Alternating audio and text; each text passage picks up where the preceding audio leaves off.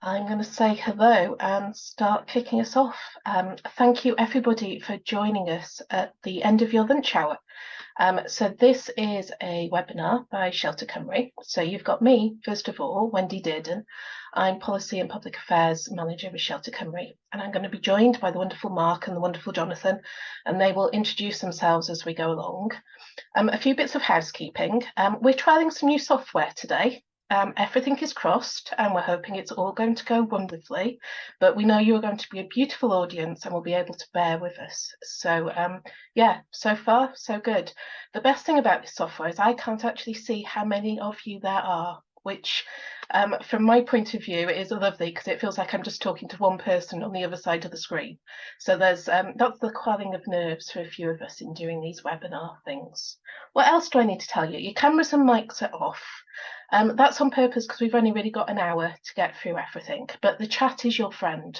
So if you've got anything that you want to ask or to comment on during the session, then use that chat. We'll do as much of the replying and recapping as we can at the end, but we've also got email addresses for all of you. So the promise from us is that we will come back to you if there's anything you particularly need us to about the world of antisocial behaviour and homeless prevention, or anything else that you think might be relevant that we can help with. So the conversation is echoing, according to Julie Jones on the chat. So I'm going to leave that to my colleagues to put something in the chat if they can help with that at all. You shouldn't be able to see me. We've decided to keep our cameras off so you can just focus on the slides that are there. So as long as you can hear me and you can see me, then everything is working as we're planning it to. As I say, we'll do what we can at the end. I'm going to be the chair. I'm going to do a few quick slides to set the context off, and then I will pass over to the experts in this to do their stuff.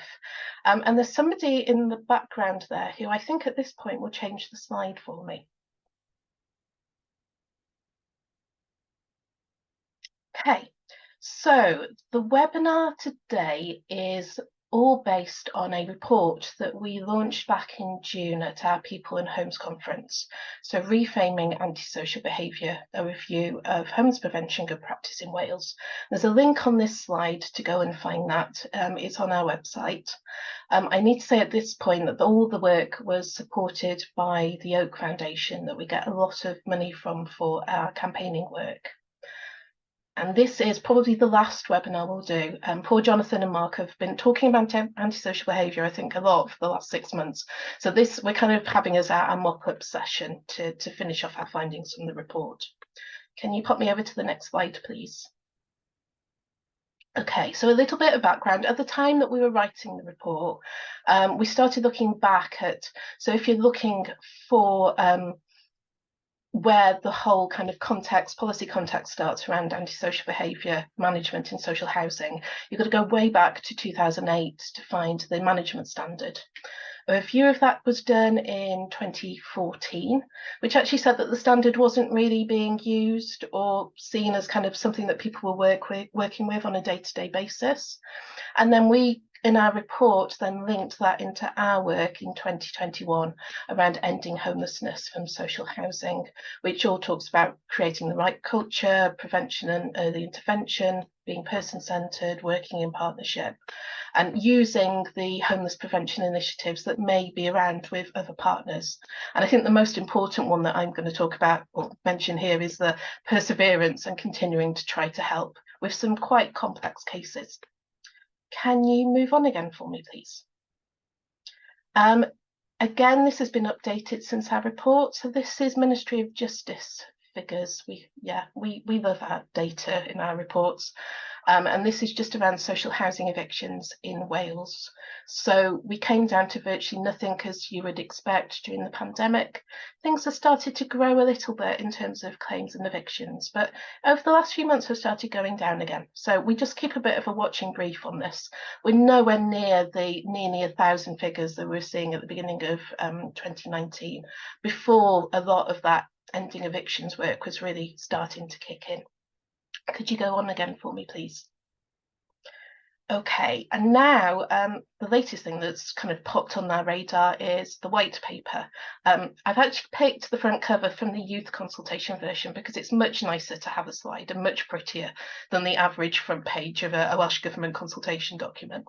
But what we've quickly done is gone through the 170 odd pages and the I don't know how many recommendations, just to pick up some things around antisocial behaviour, to say that although our report was back in June, some of the things are starting to filter through. So kind of looking at the wider context of why antisocial behaviour might be happening, the trauma behind it, and the wider context in terms of support needs. I'm not going to say any more about some of those because Jonathan will pick those up later on, and we will provide you with these slides. I'm making this up, but I'm sure we've got email addresses for you, so we can send this out to everybody, just so that you've got these. Can we go on again then, please? So at this point, what we've decided to do, and it's something that's worked really well with the presentations that we've done on this subject, is first of all to go to Mark to provide a bit of a context about managing antisocial behaviour, but in the new context of the Renting Homes Act. So Mark will talk about that for a little while, and then Jonathan, who is really the brains behind the report and has done a lot of the research, will come back on to the research and what we found and our recommendations. So at this point, I'm going to pass to the wonderful Mark, who I hope can take his microphone off. And there he is. And Mark, say something and then I will disappear. Hello, can you hear me? I feel like I'm on the Eurovision. Mark calling. I can hear you absolutely fine, so go ahead. Hi everyone. Thanks for the introduction, Wendy, you little legend. My name is Mark. I am the training team leader at Shelter Cymru. And Wendy's right, I have been talking an awful lot about antisocial behaviour, but in the context of the Renting Homes Wales Act, which is a massive change introduced very, very recently. So those of you out there who are working in housing will be well aware of the very changed landscape that we are currently in compared to what we used to have. But for those of you who are maybe new to housing or maybe don't know much about the Renting Homes Wales Act, I will just run through some key basics before then I talk about how antisocial behaviour is dealt with under this new piece of legislation. So it's ingrained on my soul, the 1st of December 2022, the day that renting changed for almost every tenant and landlord in Wales. And a big part of that change was a change in the language that we use when it comes to renting. So social landlords, yes, they still exist, but we don't call them social landlords anymore. We have community landlords. So that's your councils, your housing associations, your private registered providers of social housing. And if you're not one of them, then you're probably a private landlord. There's also been a move towards a more consumer protection approach as a result of this legislation. So what we've done away with, I say we, I didn't do anything about it at all, I just talk about it. But tenants are a thing of the past, they're not really. They haven't disappeared, but what we've got now are contract holders. Now this focus on contract is essential for the Renting Homes Wales Act. It sets out, the fact that tenants, contract holders who rent from a landlord are consumers of that product, that property from their landlord, meaning that they should be able to expect certain standards.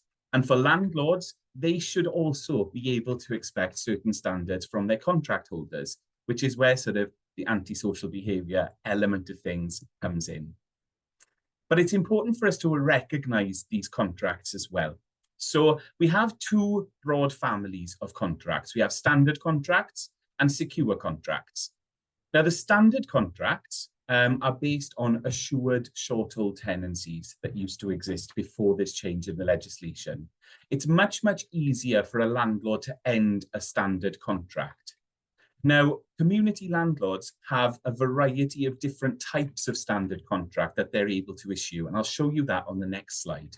But on the whole, standard contracts are one element and secure contracts are another element.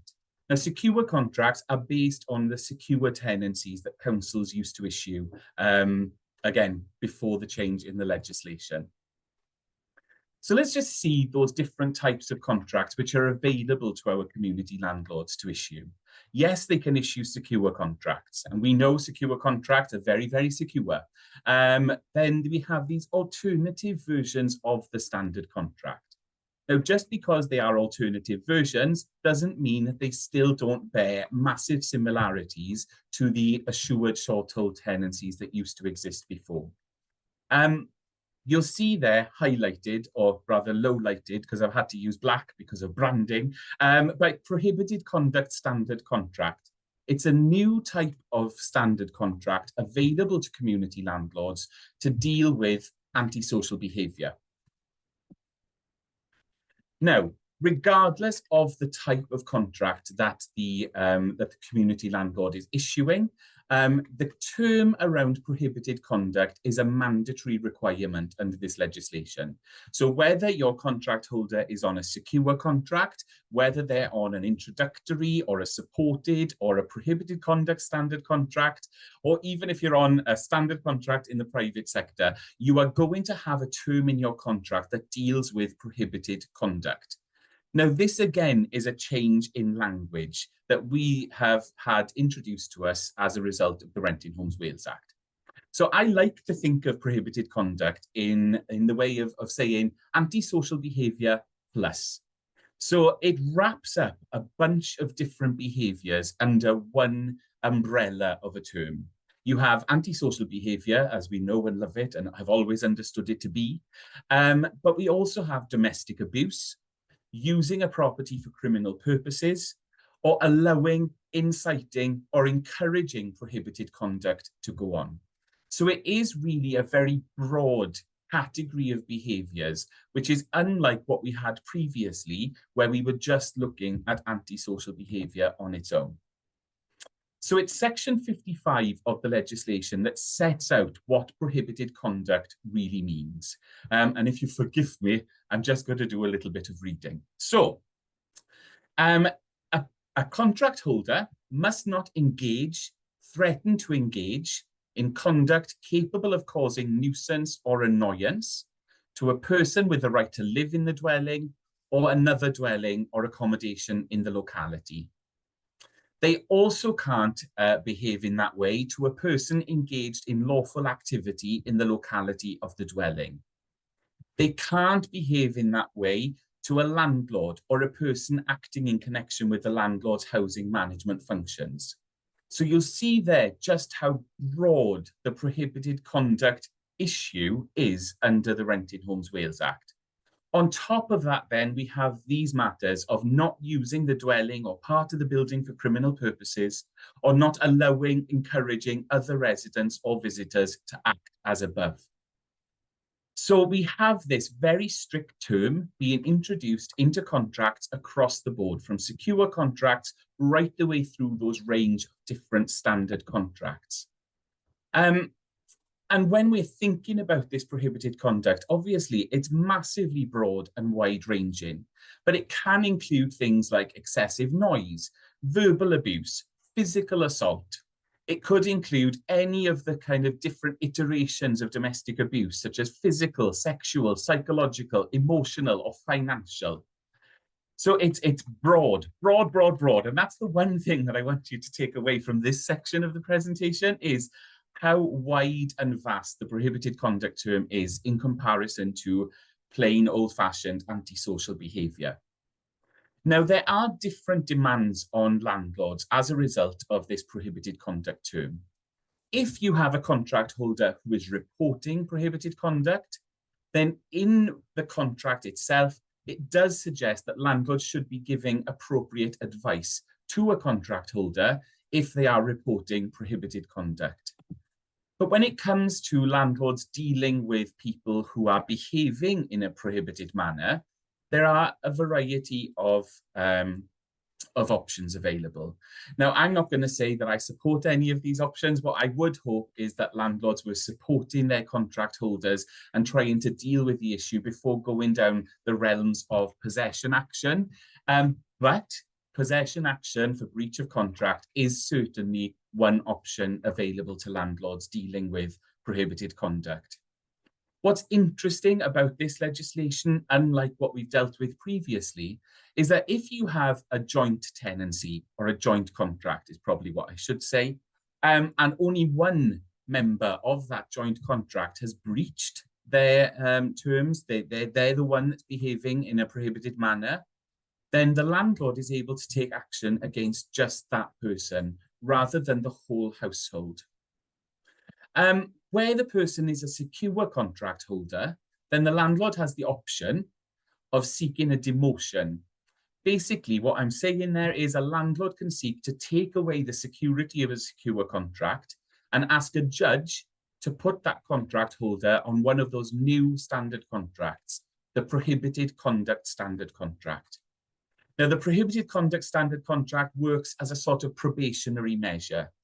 It's intended that if someone's on a prohibited conduct standard contract, that they have a 12-month period to prove that they're able to behave in a manner that the landlord sort of hopes that they would behave, that they're not carrying out any more prohibited conduct. Something important to mention at this stage as well is that the Anti-Social Behaviour Crime and Policing Act is still in force. Nothing that I'm saying here in relation to the Renting Homes Wales Act takes away any of powers that the police have in relation to antisocial behaviour. But it's probably really important to mention as well that even where an injunction is sought against someone under that particular piece of legislation, it doesn't provide landlords with a mandatory ground for possession against that contract holder. And landlords should be really careful if they're starting to look at that. And the reason for that is that a judge will only make an order for a prohibited conduct standard contract if they can show that the contract holder was in breach of their contract, that they've behaved underneath that definition of what prohibited conduct standard is. Excuse me, I was going on. Prohibited conduct standard contract, as if I haven't said it enough. I wanted to say it once more. But the contract holder is in breach of Section 55, that the judge would have made an order for possession on a breach of contract ground if the landlord hadn't asked for this prohibited conduct standard contract. And this bit, the most important aspect, that the landlord can demonstrate that they are making available to the contract holder a programme of social support. Now, that programme of social support is so essential for this prohibited conduct standard contract. It's not enough just to want to take away the security of the contract. You must be prepared as a landlord to work with that person to get them to a point that they are able then to not continue behaving in a prohibited manner, and then they can move back to a more secure type of tenure. But in order sort of to get to the point of going to court, I would already expect that community landlords have tried everything. Court should really be the sort of final solution. There should be an awful lot of work going on in advance of that in order to make sure that we're not even getting to this stage. But I know you already know that. Now, the reason that I've highlighted two different breaches of contract here is that these represent the two court solutions that landlords can choose to take against someone who is behaving in a prohibited manner. Now, if they were to choose bog standard breach of contract, then the notice period is a 1 month notice period. What really, really frightens me about this legislation is where landlords who believe that someone is behaving in a prohibited manner, they could potentially, if they think that the breach of contract is down to prohibited conduct, serve notice on that contract holder and begin court proceedings on the same day.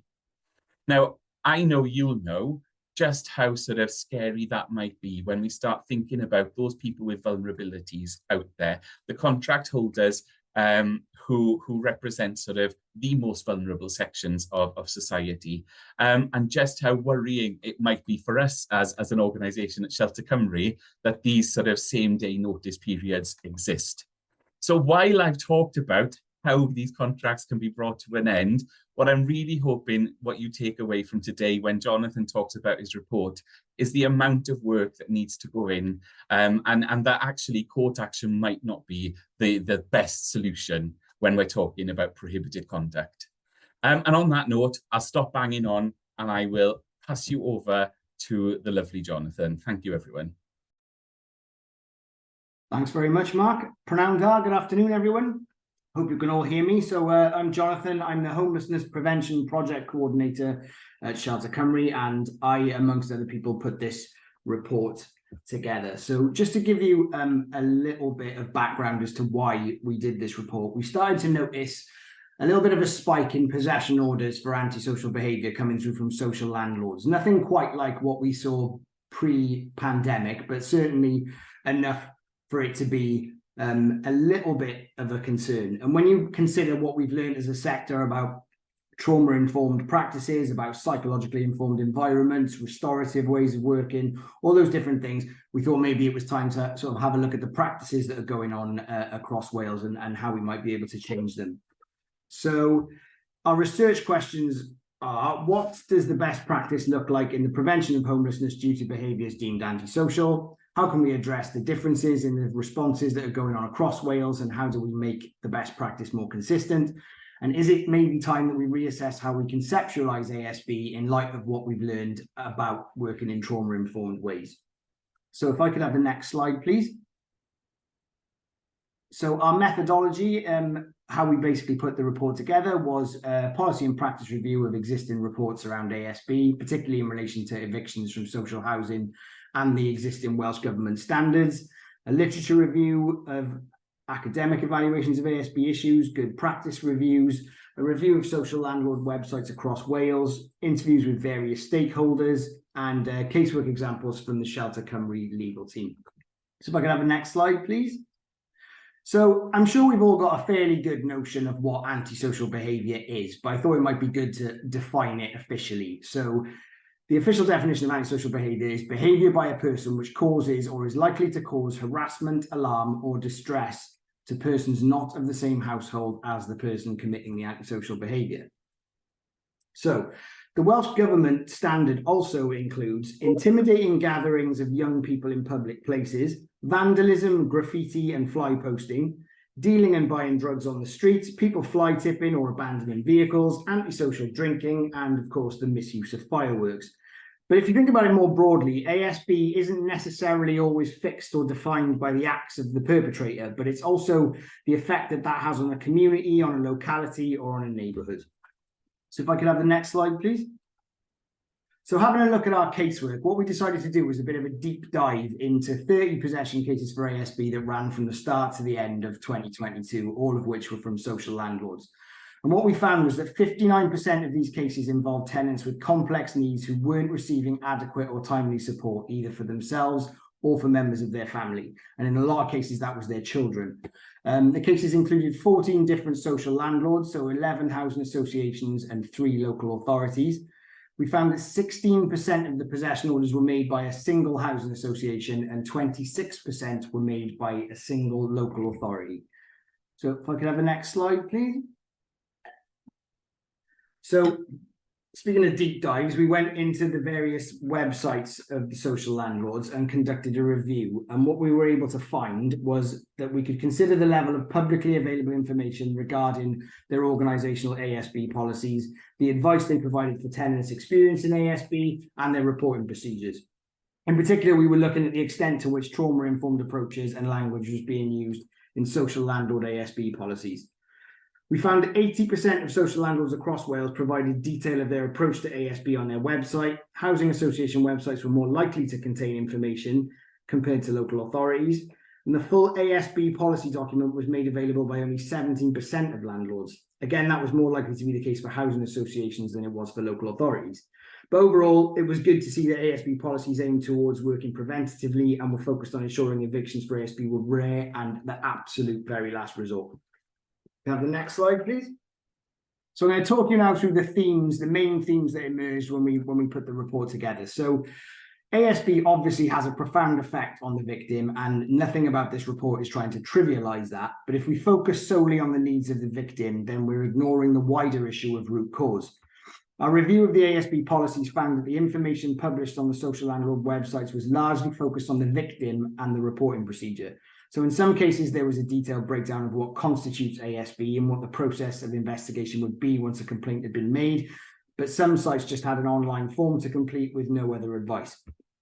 In the cases where there was a trauma-informed approach, there was information relating to mediation, and an effort was made to make a potential complainant aware of the fact that an alleged perpetrator might be displaying ASB as a result of a wider support need that they were then going to try and help with. Some websites had some quite outdated information that related to reporting ASB in the context of the periods of lockdown during the pandemic. Now, obviously, the impact of COVID-19 saw a rise in ASB complaints right across the housing sector, but landlords felt this was due to people spending more time in proximity to one another at times when their stress and anxiety levels were likely to be very high and their tolerance was very low. This is subsequently levelled off, but it's likely that awareness of one's neighbours and their behaviours has heightened, where previously those observations would have probably been more sporadic. So acknowledging the needs of the alleged perpetrator is a key issue that came up in everyone we spoke to. They acknowledge that ASB is often the consequence of a more serious concern that's escalated due to a lack of support or effective intervention. And the key issues of ASB, such as noise complaints, littering, and overcrowding, are obviously all contributory factors in ASB allegations. But the common unifying factor across all the landlords we spoke to was the overriding mental health needs of the alleged perpetrator. So the presentation of ASB can be triggered by a particular circumstance or a particular stress response, but then why a person behaves in a way that might be seen as antisocial is often due to an unmet support need relating to past trauma and ongoing mental health issues. This distinction they felt was to be particularly important when it came to moving away from punitive responses where behaviour was seen as the driving force for sanctions, as opposed to an ongoing concern over a person's well-being in their current situation. Everyone we spoke to acknowledged that historically housing officers have been largely responsible for collecting rent, ensuring tenants fulfil the responsibilities of their tenancies, or I should say their contracts now, but they're not support workers, they're not mental health professionals, and they've often been treated as such, whereas their roles haven't traditionally focused on providing that structured, meaningful support. Can I have the next slide, please?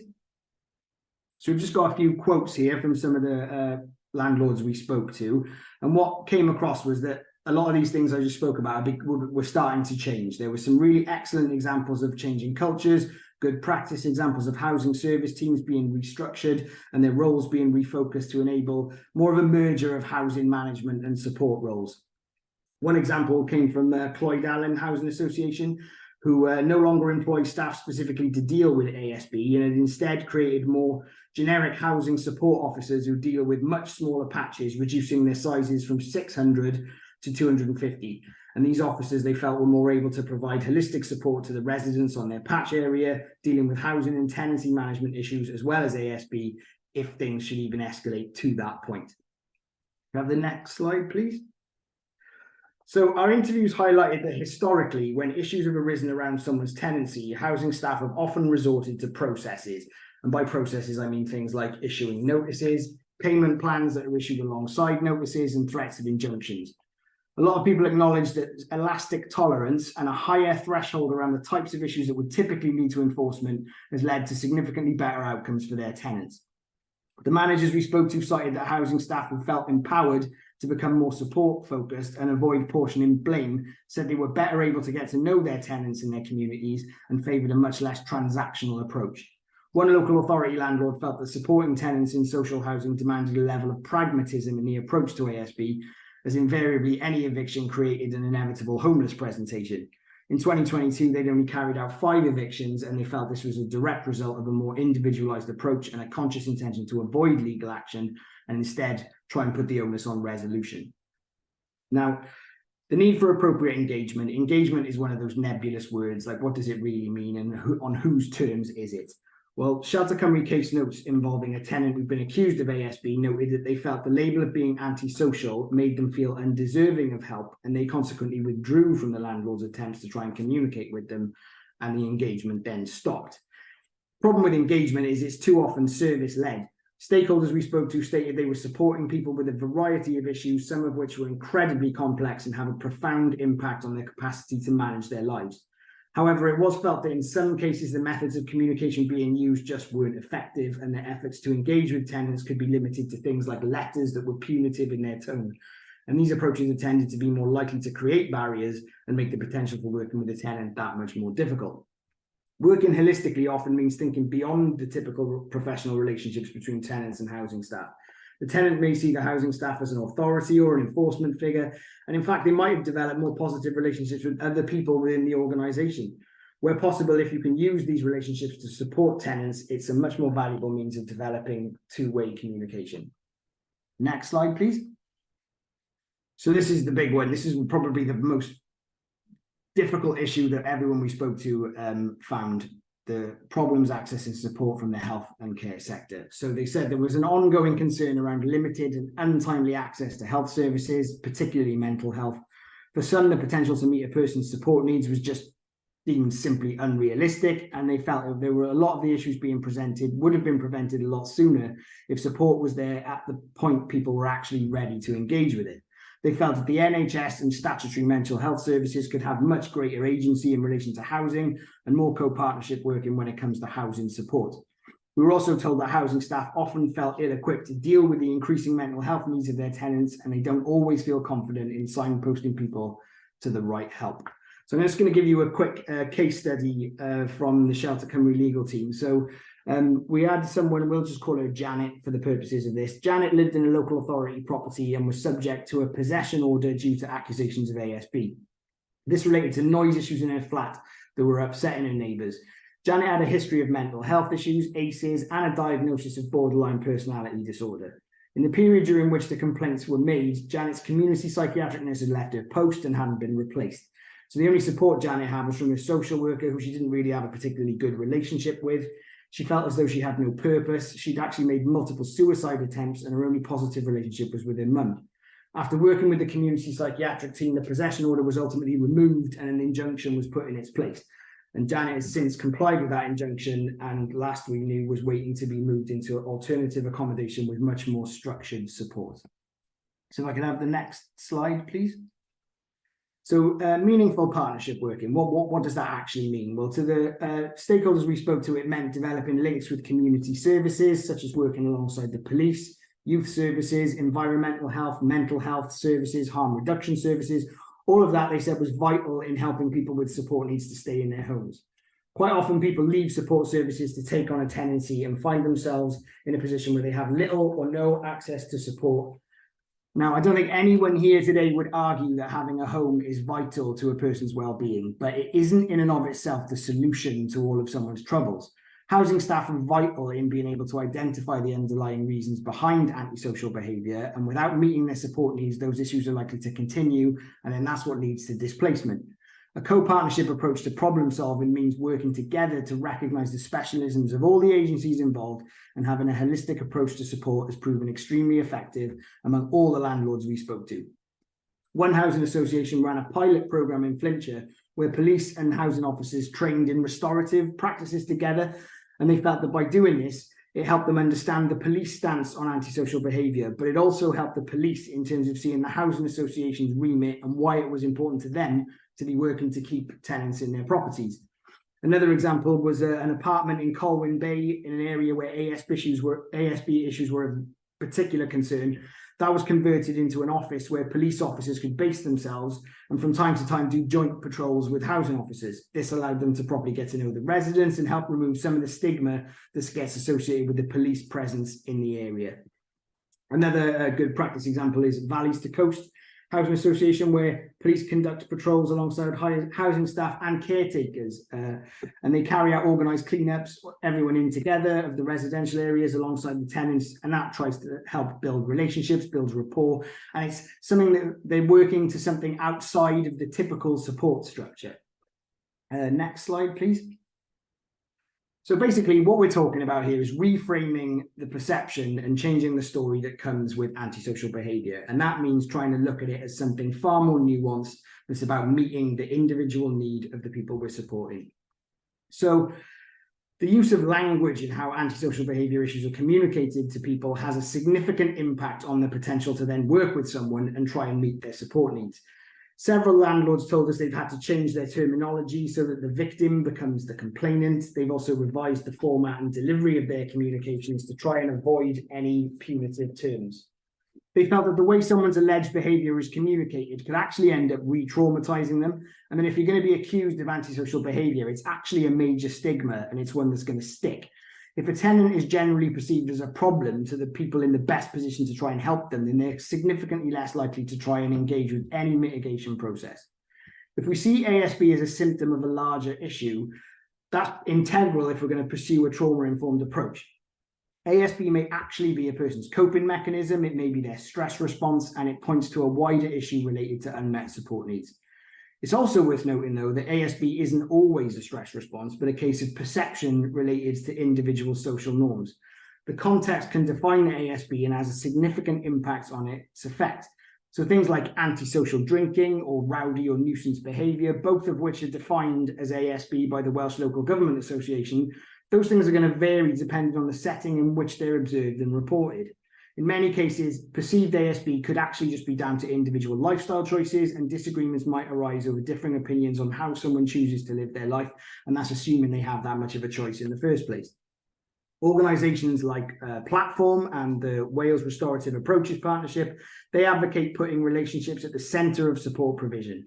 By doing this, problems and risks can be framed in relation to a person's history and trauma, as opposed to reacting to specific behaviour that's likely to have been compounded by the experience of things like going through the homelessness system, having to live in temporary or supported accommodation, and having possibly even been evicted in the past.